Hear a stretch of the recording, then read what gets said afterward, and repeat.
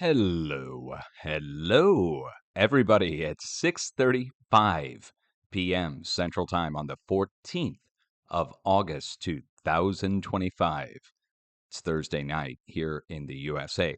Hope you're doing well. I'm recording an update to go put onto YouTube, bring everybody up to speed as to where we are, seismically speaking, where we were looking to be versus where we are. And of course, to also cover the volcanoes, even though I don't normally cover volcanoes, in light of the situation going on up in Russia.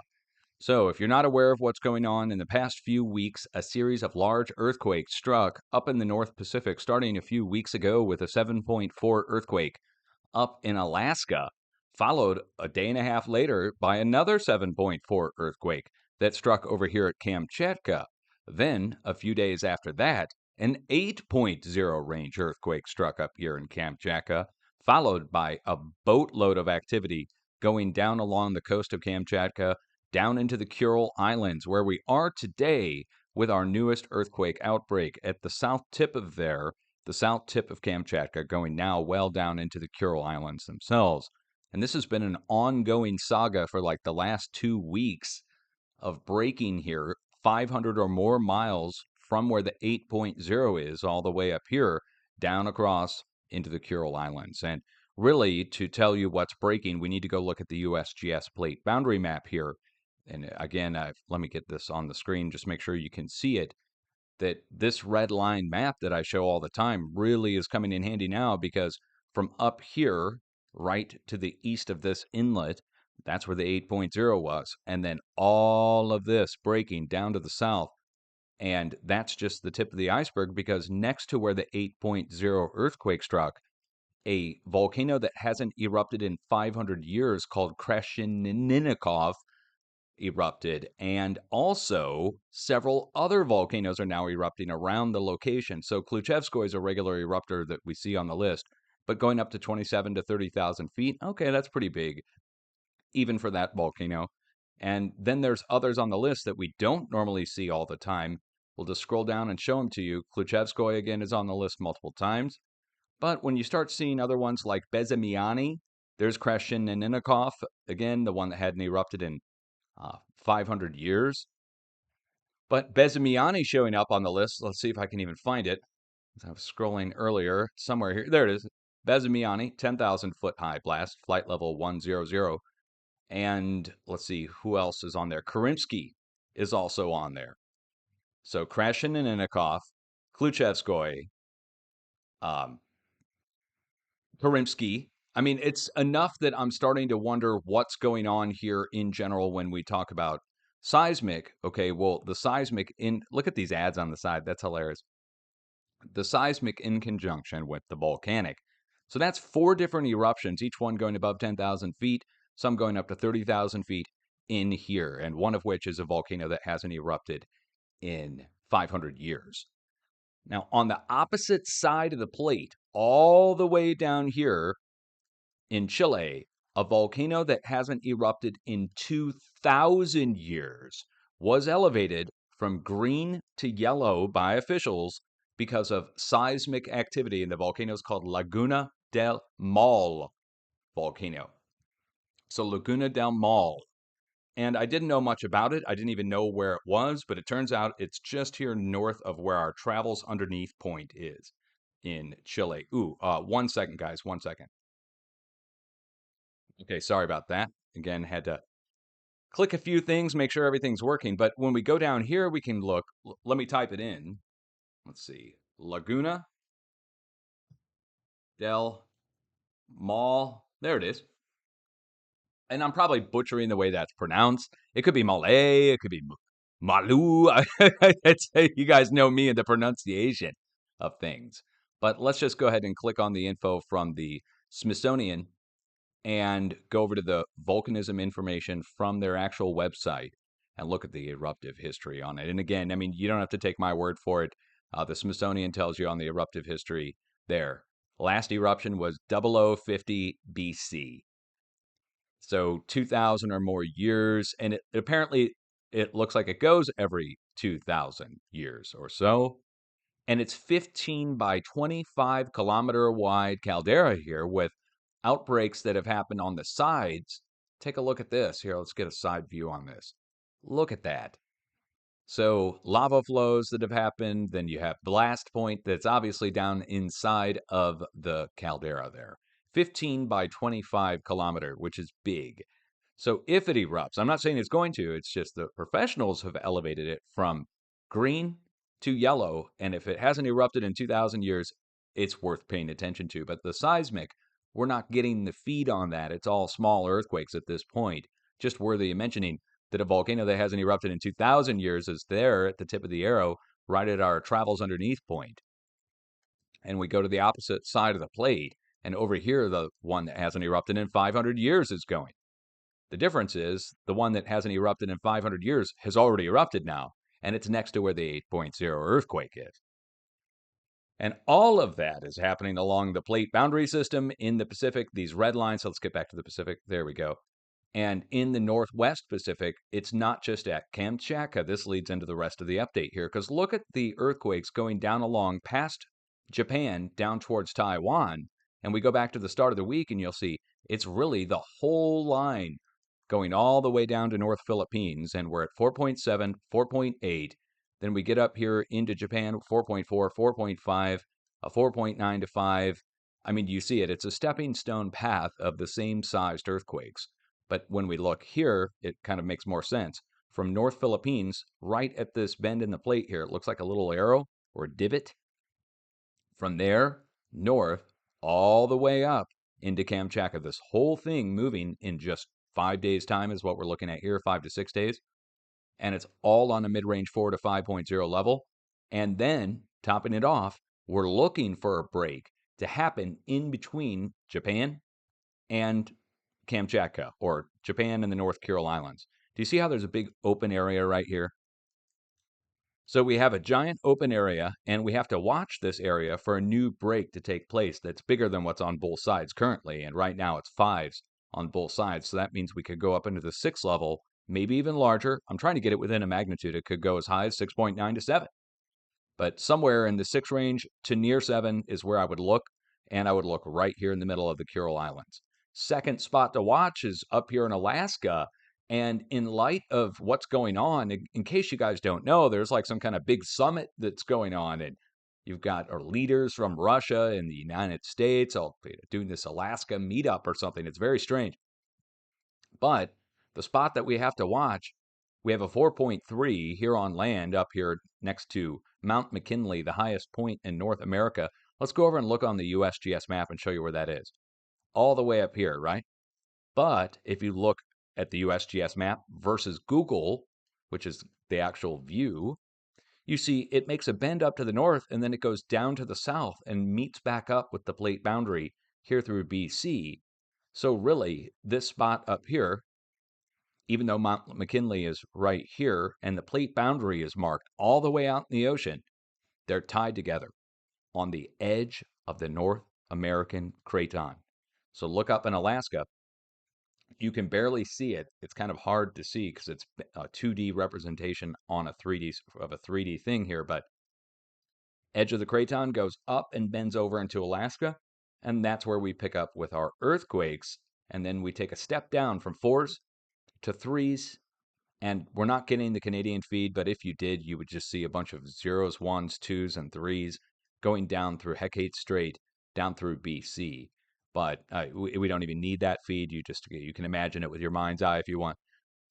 Picking up in the United States, though, look at it. It's a spread of 3s going down across the plate now. It's now getting kind of significant, at least. We have a 4.0 range earthquake up in Northwest California. 3.6 striking next to Clear Lake Volcanic Field at Geyserville. And then down here south, down in Mexico, down next to the other volcano, Cerro Prieto Volcano. Then, up next to Yellowstone Park itself, right outside of the border of Wyoming, right at Wyoming, Idaho, Montana border region. And then down at the pumping operations in Texas. 2s and 1s, the rest going across the plate, following the edge of the craton. Again, one more time, take a look at the craton edge, down through Texas, up the East Coast. Look at the earthquakes in the last 2 days. And here's the last 3 days, 4 days, 5 days. Let's turn off all the numbers so you can really see it, and maybe even turn down the rings a little bit. There we go. So this is the last 6 to 7 days worth of earthquakes 0.0 and greater across the U.S.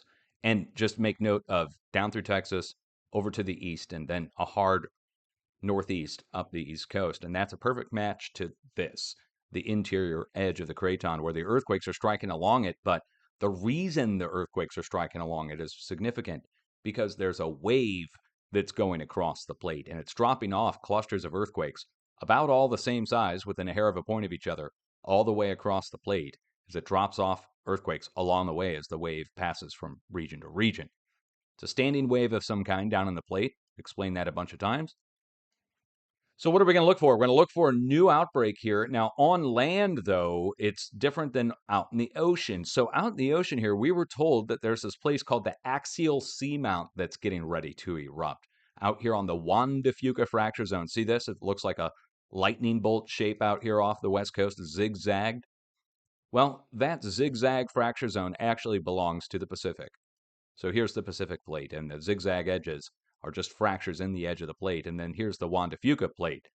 Now, this matters because out here along where they both meet, we have this place called the axial seamount. And a few months ago, the mainstream media was very irresponsible by putting out stories talking about there being the threat of a major eruption off the West Coast. This is how the mainstream media put it. They must have been hurting for views. It was actually shameful. You would expect this from like YouTube channels or something, but instead it was the media, and they said there'll be 10,000 or more earthquakes when this volcano erupts, and it's going to be a huge undersea eruption. Is what they said, and I'm like, wait, are we talking about the same volcano here? I'm like looking over my shoulder, and the axial seamount has these effusive eruptions that they're lava flows down at the sea floor, and they are big lava flows at the sea floor, but not the kind of eruption that you would imagine, not like a Mount St. Helens blast. It's lava flows that pile up into cones and spatter cones, if you want to think of it like that, but undersea. And they turn into chains of volcanoes as the magma chamber moves and the plate moves. You get chains of volcanoes like this. Look where we are. We're on the north side of the Juan de Fuca fracture zone. We're going to come back down here to the axial seamount, and you'll see this is a crater that's going in the same direction as all these others chains of volcanoes. See how they're all kind of going northwest to southeast, most of them? And we just go up along the coast, see how there's more of them? Okay. So the plate is moving, and you can see which way it's moving, generally speaking, by the way the shape of the calderas are spread out. And this is no threat of a big blast or anything. Again, it's a lava flow situation, and it piles up. Don't get me wrong. I mean, you get huge pileups. Look how many different times this thing's erupted out here. Each one of these is a small undersea mount, and that's just the coaxial seamount. Next to it are more that aren't even identified by name. But you get the picture. There's a lot of undersea volcanism out here, and it's not that big of a deal. The only thing I would think you would see at the surface on an eruption of this out here is you get floating pumice that can come up to the surface at the ocean level. And if boats are out there or something, you might get pumice that washes in on the sea, on the seashore here along Oregon, for instance. I mean, but that's at least, let's get a line measurement on that, how many hundreds of miles that is. That's like 300 miles off the coast. So there's no threat of any kind of tsunami or anything. I even saw a video from Dabu, of all people. God bless him. I'm still subscribed to Dabu after all these years. I know he may not care for me too much. But he did a video on this, and he mentioned the threat of tsunami out here. But I think he meant to say that there's just the threat in general of a tsunami out here because this can also break. You can get earthquakes that happen out here on the Juan de Fuca fracture zone that break, and then the plate boundary that you see here in the red lines can go up or down. And if it goes up, for instance, it can send a wave over towards the United States that would be a tsunami if there's a big earthquake and a shift on this. But with the eruptions, there is no threat of a tsunami on that. It's not that kind of eruption. But my point of telling you the whole story is, let's look at the earthquakes out there for the last week. Let's make sure we got 0.0 and greater turned on here. Okay, so a week ago, you get a 3.4 reported out there. But other than that, there's not a single even microquake reported out here. But yet all the mainstream news stories said that professionals had installed a bunch of equipment out here and that they were monitoring the situation and they were detecting tens of thousands of small earthquakes, leading them to think that it was going to erupt. So the question I've got is, where are the earthquakes? Please tell me it is not some kind of privately funded seismograph that we don't get access to, but the university people do. Because if that's the case, then it's a take their word for it kind of thing. Got to trust them kind of thing. And I don't trust anybody in the government for rightful reasons. You know what I mean? Even people in the government don't trust other people in the government. So, just keeping it real, where are the earthquakes out there? They're not reporting them. So, it matters because I need to see the earthquakes out off the coast to do any kind of good forecasting. It's kind of like the weather. If you cut a feed, let's say we cut out satellite and radar for everything over the Pacific on purpose. And we cut it out on purpose so that people couldn't see the weather coming in because we said that you could never forecast the weather. So, in order to make it so you can't forecast the weather at all, they cut the satellite feed and cut the radar feed so no one can do forecasting because they said no forecasting could be done. So, put a big black censorship block over the area out here, and that's what we've got, right? Or you'd have to believe that there's no earthquake 0.0 and greater off the Juan de Fuca fracture zone in a whole week. Or you'd have to believe that all the mainstream media stories are lying when they said that they installed a bunch of equipment out here to test and see or look and see if there's any seismic increase, because the professionals said they were detecting a big seismic increase out here that was warranting thousands of small microquakes. Well, where are they? This is 0.0 and greater feet, 7 days time, not a single thing reported, and it's been like this for weeks. So I just have to raise that issue that they were not getting the earthquakes out off the coast. Summed up, simply put, guys, the earthquakes are not being shown to us off the coast unless you say something about it. Then they maybe talk to each other and put a few on there. Let's go down into California and take a look, see where the earthquake struck, though. That this will help us to determine the spots to watch. So our 4.0 earthquake struck up here. And it's somewhat large. Again, I mean, it's not like we get fours every day up here, but the spot in question is called the Geysers of California. And I think that kind of tells you what's at the location. Class, can you guess what's at the Geysers of California?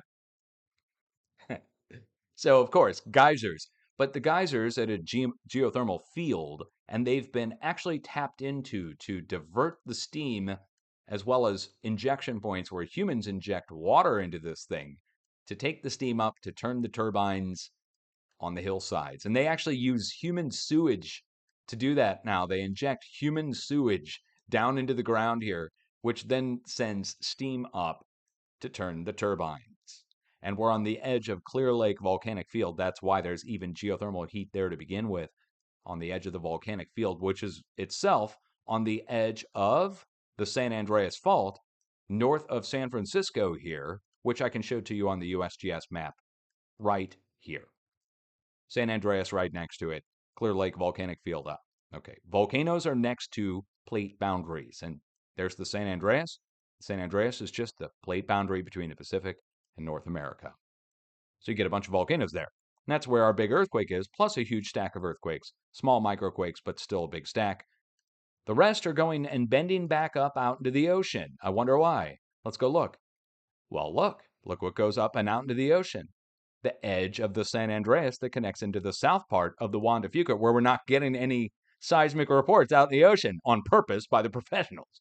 It's not radio silent out there, guys. I guarantee it, there's a bunch of earthquakes out there. They're just not showing us. Up into Washington State. What's up in Washington? Well, actually, Oregon and Washington, but up into Washington we go, and we've got Mount St. Helens, 38 kilometers northeast of Amboy, Washington, and we're at a negative 1 kilometer depth on this. Now, how could we be negative depth? Wouldn't that mean we're up in the sky? Is it a sky quake? Well, no, but we are above sea level, and we're up inside of a mountain. What mountain are we up inside of? We're up inside of actual Mount St. Helens, and we'll zoom in on it. There's the rising dome inside of the crater, and our elevation here is 7,102 feet above sea level there.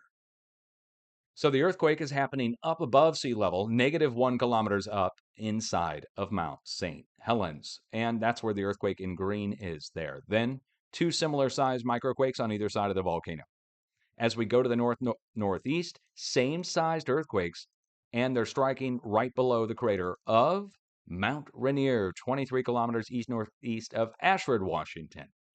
But let's go put the coordinates in and see how close we are to the actual crater of Mount Rainier. So these volcanoes start moving when a seismic wave starts to arrive. There's Mount Rainier, there's the crater, and we're right up inside of the mountain as well, just like at Mount St. Helens. It doesn't mean it's going to erupt. These swarms of small outbreaks of earthquakes happen at these volcanoes before a bigger earthquake strikes in the area. Let's go down to the south and take a look here. Where are we at? We're at a place called Government Camp, Oregon, at the foot of Mount Hood, I believe. Let's just go make sure. Might not be Mount Hood. I might be wrong on that. Might be totally wrong. Hold on. No, I got it right. Right below Mount Hood, just like the others. Look, guys, we are up inside of the volcano itself. It does not mean eruption, though. Like the others, the other two, they're all being slightly excited as the seismic wave is coming in. As we go over to the east, you're going to see our big swarm of earthquakes at the border of Wyoming and Idaho. And this is next to Yellowstone, right outside of the park. So the volcanoes are lighting up, but it doesn't mean they're going to erupt. Again, it's a sign that there's seismic incoming from the northwest. We may have to watch from Alaska down to Washington State for a potential 6.0 plus earthquake over the next few days, as clearly we progressed over to Alaska itself, finally reaching out of Kamchatka, going up onto land in Alaska. All of a sudden, the president's going up there with Putin, which is just crazy. And we could see a new 6 or greater pop off here on the north side of the Juan de Fuca fracture zone in the next few days. Could even be bigger. I'm trying to get it within 1 magnitude. The rest of the plate's going on a 5 to 5.5 level with 6s, and this gets me into the rest of the update. We'll look up the earthquakes in the United States in just a little bit, but I do want to just quickly cover the other large earthquakes that struck that didn't really affect anybody today, which is a 6.3 struck over here at Solomon Islands. Another 6.4 earthquake struck, 6.3 to 6.4 earthquake struck yesterday going into this morning over at Papua New Guinea. Then we had 5.9s out in the middle of nowhere in the Pacific, in the West Pacific over the past several days. So we have had other large earthquake activity, but it hasn't really been devastating. Speaking of devastation, we did have an earthquake that caused pancaking of buildings this week. Several days ago, Turkey got hit. I was 2 weeks off and about 200 miles off, guys. And about a magnitude off. So 2 weeks, 200 miles, and a magnitude. I would call that like if I'm doing darts on a board, like the professionals said, it would be hitting the outside ring of. But again, I was 2 weeks out on the forecast. So there it is, though. Turkey hadn't been hit in many, many months. So to get it down to 2 weeks, I'm actually pretty happy about that for forecasting purposes. But to hear that there's pancake buildings and people got killed, that's not good. Don't like hearing that. So mid-level 6s striking across the board from Turkey back across through Papua New Guinea. We've got eruptive activity on the increase up next to the big earthquake zone. That's the big spot that keeps moving up next to Kamchatka. We're going to look for something like up to upper 6, low 7 to strike into Kuril Islands. And now it's pretty obvious. There is a flow going over towards the United States. Here's the last 6 days worth of earthquakes. Clearly, we have 5.4, 5.5, going back to the 6s over to the west. This leads right into the mouth of the United States. And then we'll take it down by magnitude. And what's the halfway point between these 3s and this 5? Where the rings overlap. Well, obviously, brings us right in here. So somewhere right in here. Oh, I'm sorry. For new people, if you're trying to find the halfway point between 2 sets of earthquakes, for instance, this 5 up here and these 3s down here, it's a triangulated point, but you have to follow these red lines. So really, we're going between the 5 up here and the 3s down here, and the halfway point brings us into the Hecate Strait along the red lines. So we watch there.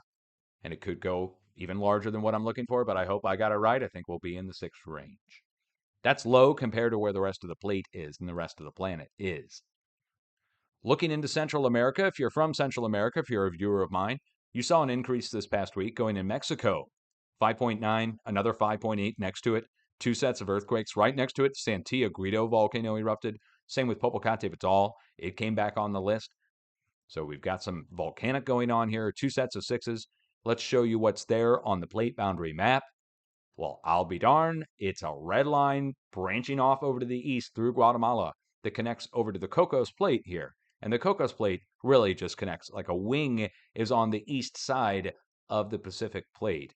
And so seismic comes across, breaks here where the entry to the mouth of the plate boundary is, and then seismic travels across and goes out this way. So far, we got 2 5.8s here. Then over to the east, 1 4.6.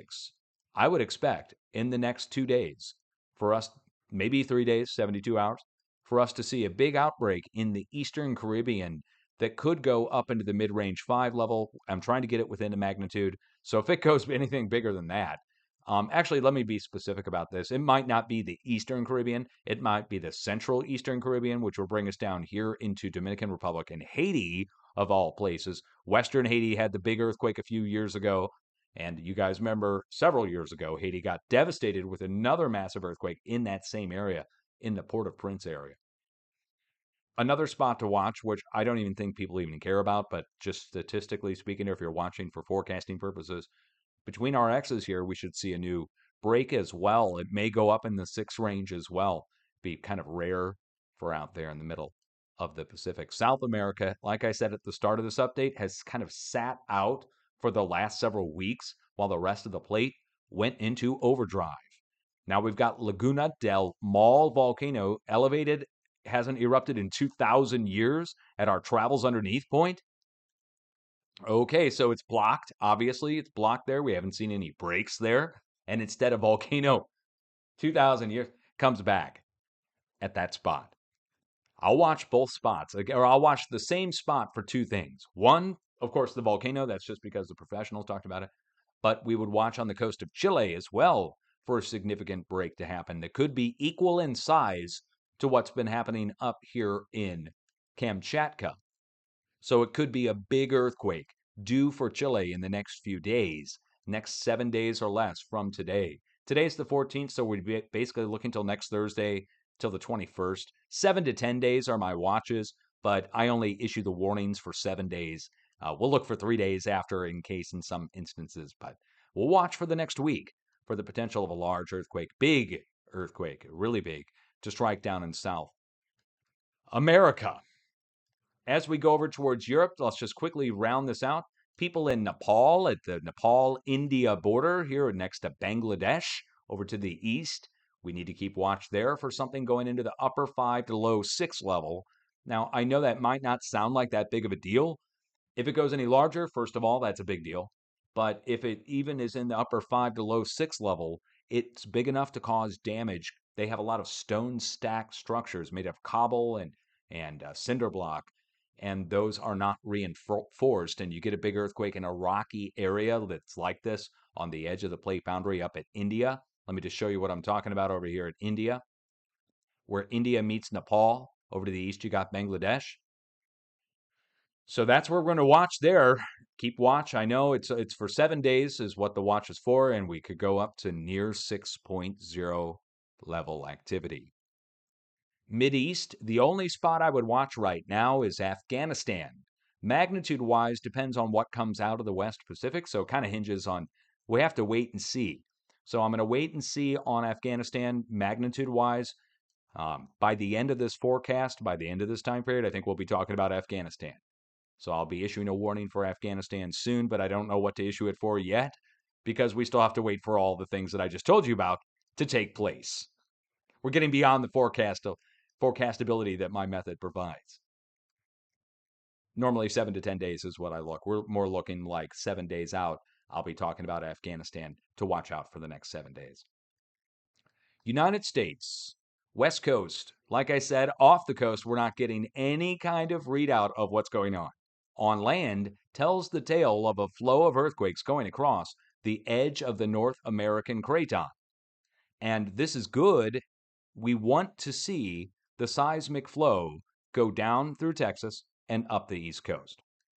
If we do not see this happen, if it stops short of going up the East Coast, for instance. That's the wave reflecting into itself. Let me show you the craton diagram again. Coming in from the west, imagine this like a pool, and we're in it with a raft. And we are on the west coast, and we are jumping up and down with our raft, making waves that go across the pool.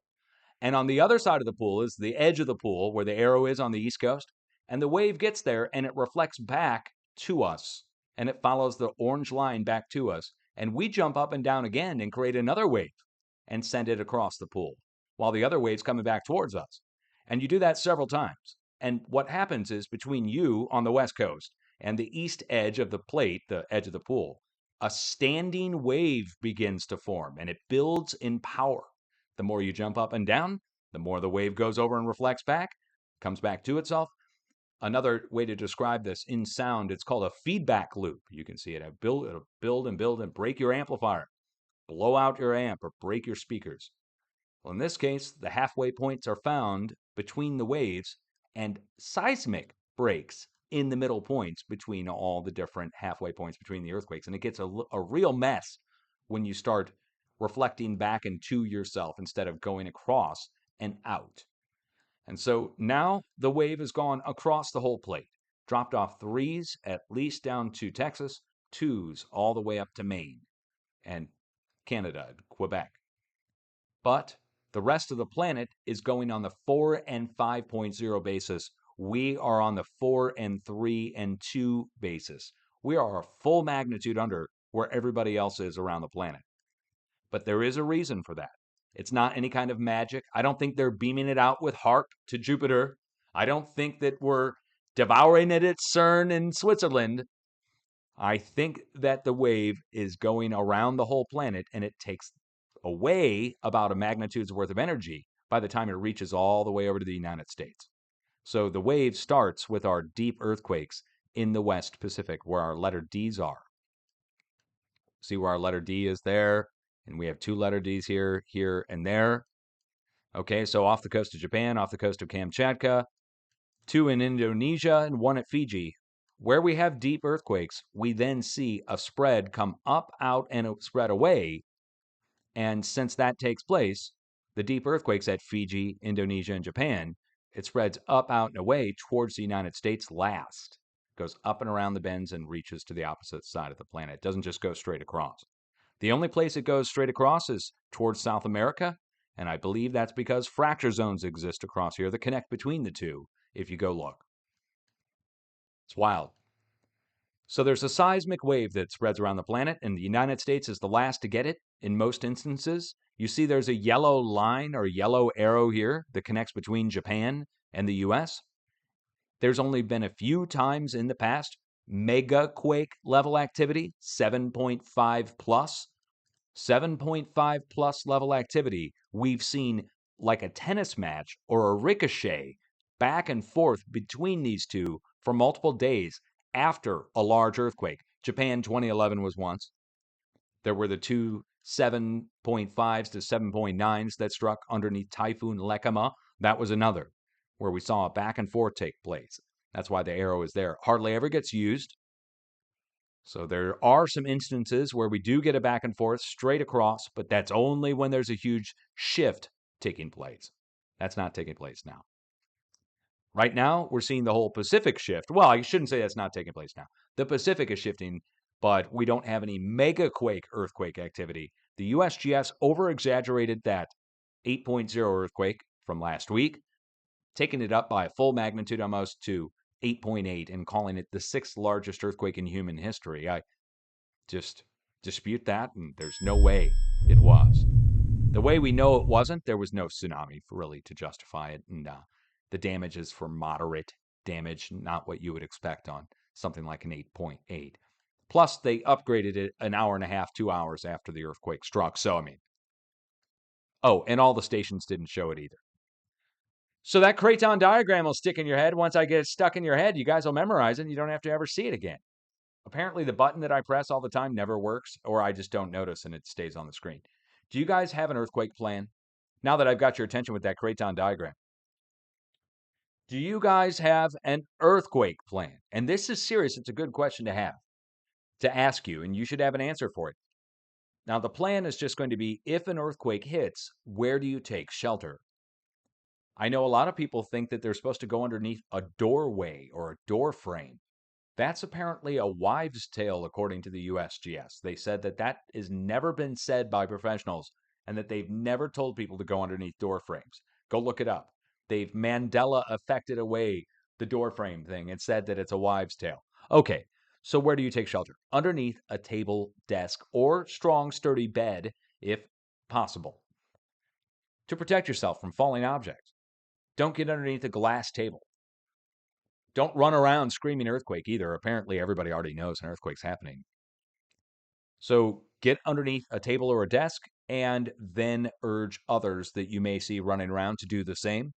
Now, if you're in a huge earthquake and you are not confident in your structure, you should seek refuge to an outside open location that's free from falling debris, power lines, things in the ground that could also open up. So you got to know your surroundings. Basically, you have to pre-plan this, kind of like a fire drill. So you have to know your surroundings and know where you can go if you don't feel confident in your structure. But most people in the Western world are told to take shelter inside of the building and then to go outside afterwards after things are done falling. You can take simple steps to protect yourself by having an emergency kit. I know you've heard this all before, but you should do it finally. You should do it finally. You should have an emergency kit. And it's not that complex. It's a change of clothes, a set of shoes, flashlight, battery, first aid kit, all the stuff you're supposed to have in your house already or at your apartment even. Even if you're a bachelor living on their own, eating candy bars for dinner, you should at least have an emergency kit with some candy bars in it. Something. Don't be a liability on everybody else. Again, it could just be a matter of you might just need a few granola bars, a few high energy drinks in a bag, and then also to have a little first aid kit, sanitation, and a flashlight. You don't want to get stuck using your phone flashlight in a disaster. You want to be able to use your phone to text and communicate if you can even get a signal. Anything else, food and water, I mean, that's going to be something you need, but you will have to make those appropriate plans. People are on a budget. I get it. Water's expensive. Purification is expensive. There are budget solutions for all of these things. You got to look into it yourself, man. You got to do it, man. Do it. So plan for yourself and the people in your house. And also, if you can afford it, you may want to have some extra stuff on hand because you know people are going to come ask it. That's the final point on this. Some people might not ask. And in this case, you might not be prepared for this, but you might need a form of self-defense. I'm not going to tell you what it is. For some people, it's going to be a bow and arrow like Catnip Evergreen from Catnip Evergreen from the Hunger Games. Is that her name? Catnip Evergreen, yeah. It's not, I know. It's not Catnip Evergreen, but I like it. It should have been. So you don't want to get stuck at other people, at the whim of other people when you need something. Other people are going to be way more prepared. They're going to be Rambo. For me, I don't know what I'm going to do. I'm going to try to make the hippie appeal. I'm going to make the hippie appeal. That's what we're going to do. We're going to offer to barter and trade with stuff. Bra. We're going to make the bra appeal and just hope that they understand what that means. Hopefully you understand what that means too. All right, 7:14 p.m. Central Time on the 14th of August, 2025. I hope you enjoyed this update. Sorry for the Craton diagram staying on there at the end. You know, it wouldn't be a complete update if I didn't forget to press the button to make it disappear. I figured out that's what the problem is. It's not that it's staying stuck on screen. It's that I'm forgetting to press the button. Old man Dutch, short-term memory loss. It's a real problem. Press the button. Need to have an alarm that comes on when that thing's on for more than a minute. It's kind of like having, it's kind of like driving down the highway with your blinker on and just leaving it on. You ever get stuck behind somebody like that? Okay, that's me online right now. Much love to all of my viewers. I'm going to upload this to YouTube. We'll watch it back as a premiere. If you're watching this on YouTube, you just watched a premiere of my live content that I record on Twitch. There is somebody that's recording my content on Twitch and uploading it to YouTube that technically is doing it without my permission. But I see that they've put the links down below to lead back to my channel, and they're trying to help in whatever way they can, and maybe they are making a little money on the side. As long as they don't dominate over me and try and present themselves over me, I don't know. I'm probably just going to let it be. So if you see content on YouTube of me from Twitch ranting or something, talking about this or that, somebody's recording my content live on Twitch and trying to upload it to YouTube without my permission. It is what it is. I could take the time to file copyright claims, but the point is to get the message out. And if somebody's making a buck on the side, in this day and age, can you blame somebody? Everybody's got to have a side gig. So much love. I will be back. See you on YouTube in just a little bit. And please subscribe if you like my content, of course. You can always subscribe. You can follow me on Twitch, following me on X, also on Facebook. I think I'm still on Facebook. And I also think I have, let's see, I've got merch. I will put a link in the chat room if you're watching on YouTube to my merch, which is most excellent. My merch is, look at this merch. You can get an embroidered hat. This is finely embroidered. On the back, it says much love. On the front, it says Dutch sense and graffiti writing. And that hat matches this whole outfit. So theoretically, it looks like pajamas if you're wearing them, but they're not. It's more vaporwave-ish style, I guess. So you could wear the hat with the full print socks and flip-flops, and then get the fanny pack if they're in stock. I don't know. But everybody wants this one. This is the DEW sweatshirt. When I captured the DEW beaming down from space, the Department of Defense got involved. Or the big Mexican radar pulse, the It's Just a Glitch shirt. Or you can also get my Fort Dragon Head, Scotland discovery, where I discovered the dragon head shaped fort next to Loch Ness, and I got in trouble for finding it.